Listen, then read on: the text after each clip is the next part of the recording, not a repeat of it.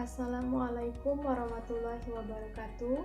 Perkenalkan, saya Aslamatul Rizky dari jurusan Sistem Informasi 2018 Universitas Sriwijaya.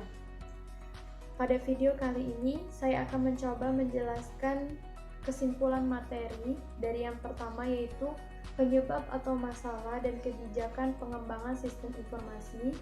Kemudian yang kedua, merencanakan dan membuat aktivitas kerja pada proyek sistem informasi. Kemudian yang ketiga, estimasi perkiraan anggaran proyek sistem informasi. Untuk yang selanjutnya yaitu materi yang pertama, penyebab atau masalah dan kebijakan pengembangan sistem informasi. Nah, dari penyebab atau masalah dan kebijakan pengembangan sistem informasi ini ada tipe proyek, yakni penyebab munculnya proyek itu sendiri. Yang pertama yaitu proyek yang berasal dari klien yang ditawarkan ke suatu konsultan atau kontraktor. Nah, untuk karakteristik yang pertama yaitu pekerjaannya sudah jelas, kemudian tidak melalui proses tender, kemudian proyek tersebut biasanya kecil. Nah, kemudian yang kedua, ide proyek muncul karena ada tawaran dana dari instansi atau lembaga tertentu. Dari tawaran tersebut dibuatlah proposal proyek. Kemudian biasanya proyek ini tuh ada pada instansi pemerintah atau lembaga pendidikan. Kemudian yang ketiga, proyek muncul karena adanya tawaran lelang, yakni melalui proses tender. Kemudian proyeknya ini biasanya berukuran besar dan kompleks. Kemudian yang keempat, proyek berasal dari dalam perusahaan sendiri, yakni dari manajemen puncak. Kemudian selanjutnya yakni kebijakan pengembangan proyek. Dari alasan pengembangan proyek sistem informasi itu sendiri, banyaknya timbul permasalahan karena adanya sistem lama yang tidak sesuai lagi dengan kebutuhan. Jadi operasinya itu sudah tidak efisien, kemudian ada kesalahan dalam memproses data, kemudian manfaat yang diperoleh itu berkurang. Nah, di timbulnya permasalahan ini juga karena perkembangan organisasi, yakni berhubungan dengan kebutuhan informasi yang lebih baik dan luas, kemudian jumlah data yang diperoleh meningkat, dan perubahan prosedur.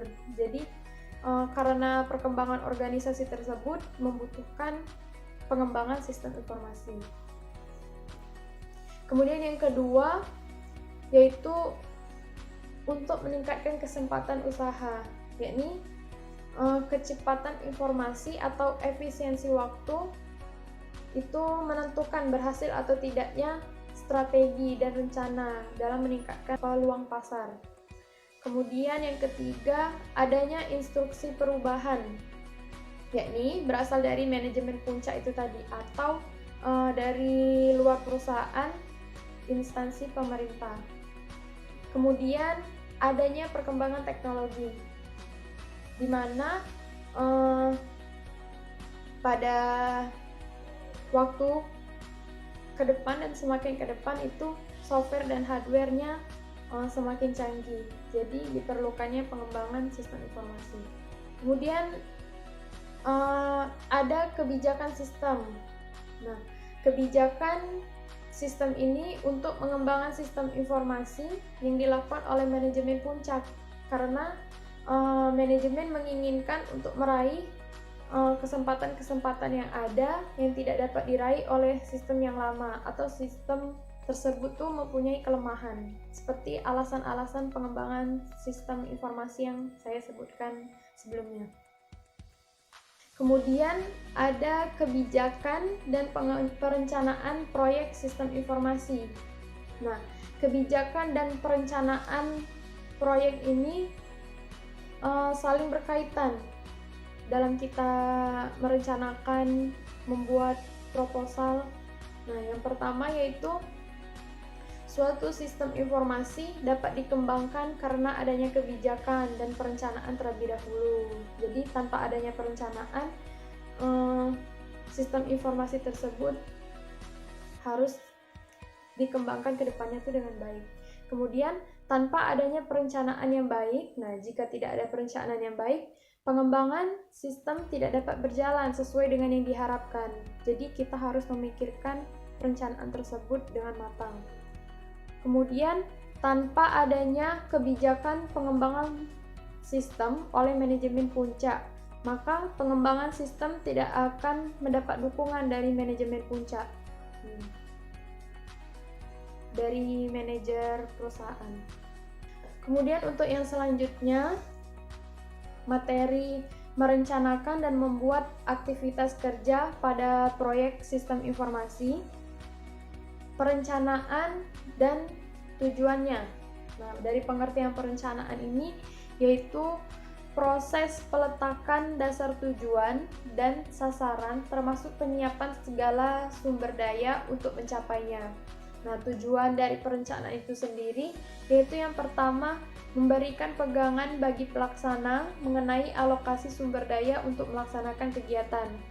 Kemudian yang kedua, tujuannya sebagai sarana komunikasi bagi semua pihak penyelenggara proyek. Kemudian dasar pengaturan alokasi sumber daya, kemudian pendorong para perencana dan pelaksana melihat ke depan dan menyadari pentingnya unsur waktu. Kemudian pegangan dan tolak ukur dalam fungsi pengendalian. Untuk yang selanjutnya, ada alat bantu dalam pengelolaan proyek sistem informasi yang akan kita buat. Di sini ada 6 contoh alat bantu pengelolaan proyek. Yang pertama yaitu ada Work Breakdown Structure atau diagram WBS, kemudian Project Network Diagram, kemudian Program Evaluation and Review, kemudian Program Evaluation and Review Technique atau PERT, kemudian Gantt chart. Nah, dalam banyak macamnya alat bantu pengelolaan proyek ini, kita bisa memilih yang mana sih alat bantu yang cocok untuk mendetailkan aktivitas proyek kita. Nah, kemudian ada aktivitas kerja menggunakan Work Breakdown Structure atau WBS. Nah, pengertiannya itu sendiri yaitu sebuah penggambaran aktivitas kerja proyek dalam bentuk visual yang menggambarkan hal-hal yang akan dikerjakan untuk membantu dalam perencanaan, pengorganisasian, sampai proyek selesai dikerjakan sesuai dengan waktu yang ditetapkan. Nah, untuk fungsi dari WBS itu sendiri, yang pertama yaitu mendefinisikan pekerjaan untuk menyelesaikan sebuah proyek. Kemudian menemukan sesuatu yang sifatnya urgensi. Kemudian yang ketiga, menanggulangi penyimpangan, kemudian sebagai alat kontrol. Untuk mekanisme perencanaan aktivitas proyek menggunakan diagram WBS, di sini alat bantu pengelolaannya yaitu dengan diagram WBS. Nah, mekanismenya yang pertama yaitu perencanaan aktivitas proyek sistem informasi dapat di-breakdown atau diturunkan dari metode pengembangan sistem yang kita gunakan. Nah, untuk penentuan metode pengembangan sistem informasi itu harus sesuai karakteristik dan kondisi lingkungan organisasi di mana sistem tersebut akan diimplementasikan. Nah, untuk macam metode pengembangan sistem informasi ada banyak. Di sini ada metode SDLC, metode RAD, kemudian metode prototyping, metode spiral, dan metode fast.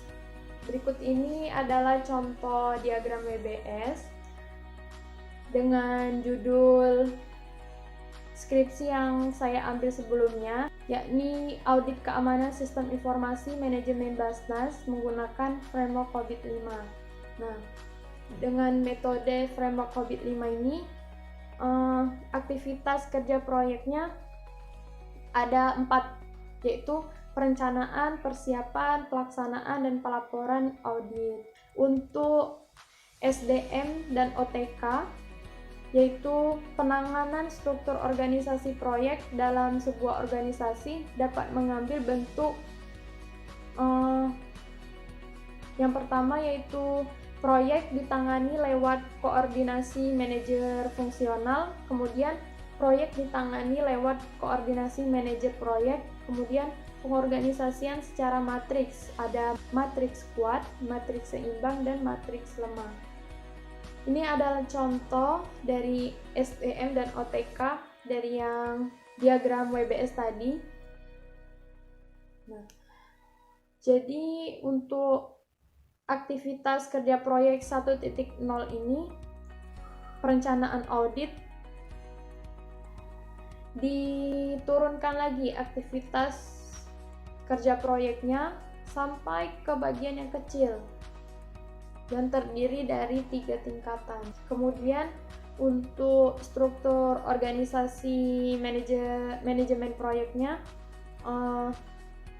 ini menggunakan pengorganisasian yang ditangani oleh manajer proyek. Jadi ada manajer proyek, kemudian stafnya di bawahnya, kemudian ada lagi stafnya. Untuk materi yang selanjutnya yaitu estimasi atau perkiraan anggaran proyek sistem informasi. Pengertian dari dasar biaya dari sisi akuntan yang dikemukakan oleh Holmgren, Foster, dan Datar pada tahun 1994 mengatakan bahwa biaya itu adalah sumber daya yang dikeluarkan untuk mencapai sasaran tertentu. Kemudian untuk biaya proyek, biaya yang dikeluarkan dan perlu dikelola agar tidak melampaui batas dengan proses manajemen. Ada estimasi, penyusunan anggaran biaya, dan pengawasan biaya. Untuk dari biaya proyek itu sendiri, ada yang namanya biaya langsung, kemudian biaya tak langsung. Nah, biaya langsung yakni biaya yang terikat langsung dengan suatu proyek sehingga dapat ditelusuri secara tepat. Misalnya, gaji karyawan proyek, kemudian pembelian barang proyek, dan lain-lainnya. Nah, untuk yang selanjutnya, biaya tak langsung, yakni biaya yang terikat dengan suatu proyek tetapi tidak dapat ditelusuri secara tepat. Misalnya, tagihan listrik perusahaan, biaya sewa kantor untuk kegiatan perusahaan, dan berbagai proyek. Selanjutnya yaitu estimasi biaya atau perkiraan biaya. Nah, yang harus kita perhatikan di sini ada 4, yakni keadaan lingkungan perusahaan untuk nilai tukar atau dalam kita meletakkan harga pada biaya-biaya yang akan kita kerjakan dalam proyek kita nanti. Kemudian kebijakan estimasi biaya kita harus perhatikan. Ada template, misalkan file proyek, informasi historis, pengetahuan tim proyek, dan pengalaman proyek sebelumnya. Nah, itu juga perlu diperhatikan. Kemudian ada pernyataan cakupan proyek serta WBS dan penjelasannya. Nah, diagram WBS ini sangat penting, di mana di sanalah kita untuk membantu proyek kita dalam menjalankan aktivitas-aktivitas kerja proyek. Kemudian rencana manajemen proyek, yakni jadwal, sumber daya manusia, SDM kita, kemudian resiko proyek itu. Nah, jadi 4 ini harus kita perhatikan. Kemudian anggaran dan komponen biaya. Nah, yang pertama yaitu menyusun anggaran. Dalam menyusun anggaran ini, yakni menyatukan semua estimasi biaya masing-masing kegiatan atau paket pekerjaan untuk disusun sebagai patokan biaya. Nah, dalam menyusun anggaran ini sendiri, yang pertama yaitu pernyataan proyek, WBS, dan penjelasannya. Itu yang pertama, kita harus susun. Kemudian yang kedua, aktivitas biaya kegiatan dan rincian pendukungnya. Perkiraan biaya yang akan kita kerjakan dalam proyek kita nanti itu harus dibuat di Excel gitu. Kemudian yang ketiga ada jadwal proyek dan kalender sumber daya. Jadwal proyek itu penting. Misalnya pada aktivitas proyek ini kita membutuhkan waktu berapa hari, itu sangat penting. Dan nanti pada penjadwalan proyek ini bisa kita gabungkan aktivitas yang bisa kita lakukan dalam satu waktu. Misalnya wawancara dengan gudang, kemudian ada observasi gudang. Nah, itu bisa digabung. Nah, yang keempat yaitu kontrak dengan manajemen puncak atau pihak perusahaan. Kemudian komponen biaya. Nah, biaya berhubungan dengan pengembangan sistem informasi dapat diklasifikasikan 4 kategori utama. Nah, yang pertama yaitu ada biaya pengadaan atau procurement cost, kemudian biaya persiapan operasi, kemudian biaya proyek, kemudian biaya operasi dan biaya perawatan. Untuk yang selanjutnya yaitu ada komponen manfaat dari estimasi atau anggaran proyek ini. Nah, yang pertama yaitu ada keuntungan berwujud, merupakan keuntungan yang berupa penghematan-penghematan atau peningkatan-peningkatan di dalam perusahaan yang dapat diukur secara kuantitas dalam bentuk satuan nilai uang.